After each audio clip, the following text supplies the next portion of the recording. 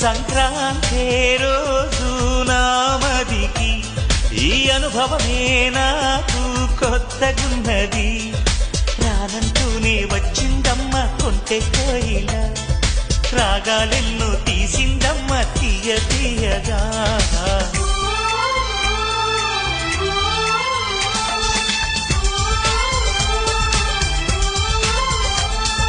గోదారల్లే పొంగే నాలో సంతోషం, గోరింటల్లే పూచే నాలో ఆనందం.